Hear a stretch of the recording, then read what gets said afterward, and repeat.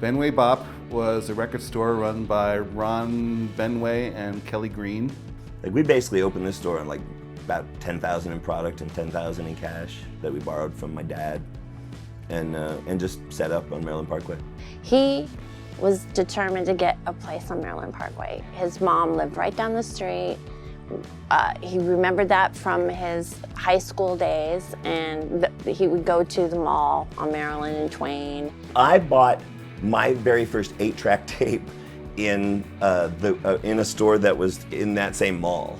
So that mall was really important to me. Like, the Tower Records was the next mall over. I grew up in that Tower Records. Tower was incredible, the displays were incredible, and I was just like, this is what I want to do with my life. We did like our little research for when we got the loan, and the demographics of the area, and college over here, and there's a radio station over there, and it did help a bit. Sean Jones did all of our artwork, did our amazing flyers, and we handed out flyers. We went to bars, we handed out flyers. We went to schools, handed out flyers. We posted them all over UNLV. People would come over and say, hey, when you opening? It was very exciting, and it was very motivating. Like, I would hate it if we were sitting there building a record store and nobody came by to find out what the deal was. But we had a good response, and from day one, we did okay.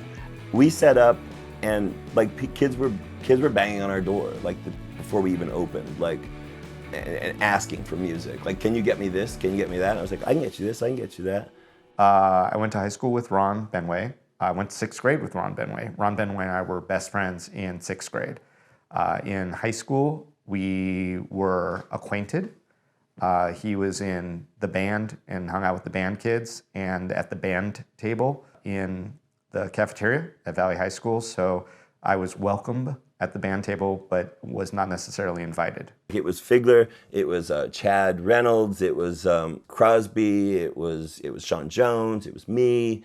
And I was older than everybody else, so I was kind of the ruler of the nerd table in a weird way. Like, they were all really into sci-fi, and I wasn't so into sci-fi. I was into the Ramones. Like, we all found out about the Ramones together. So this would have been summer '91, and I walked in, and the guy behind the counter goes, hey, David. I go, hey, Ron. So that was kind of cool.